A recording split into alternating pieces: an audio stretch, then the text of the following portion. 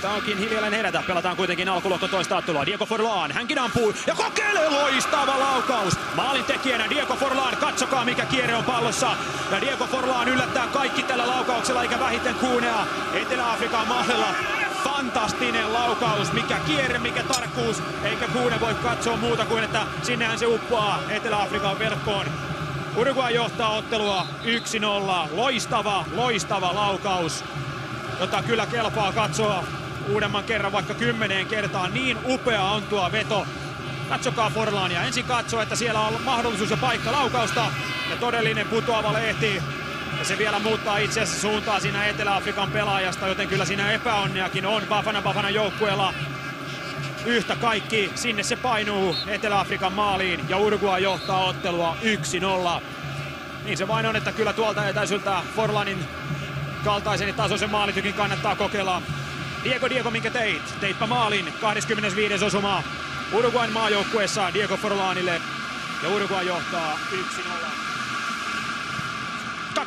2-0, Diego Forlán, 2 maalia tänään. Ei mitään mahdollisuuksia etelä-afrikkalais-maalivahdilla. Ja samalla kun katkaisimesta käännettynä hiljenee Loftus Versfeld Stadion Pretoria Chwanessa. Diego Forlán, 2 maalia tänään. Ja Uruguay ottaa kyllä kynsin hampain, varpain ja hampain kiinni otteen voitosta. Kyllä vaikea uskoa, että vajaalukuisena Etelä-Afrikka nousee vielä taistelemaan voitosta. Diego Forlán 2-0 rangaistuspotkusta.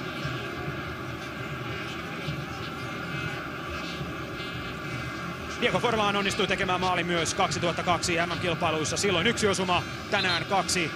Se nostaa miehen MM-maalisaldon yhteensä MM-kisoissa 3 osumaan.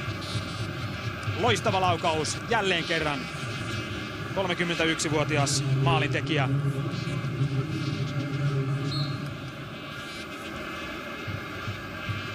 Riemussa mukana myös Fernando Muslera. Ja vihdoin jälleen ottelu jatkuu. Usean tiiman lasissa vähenee ja samoin vähenee otteluaika.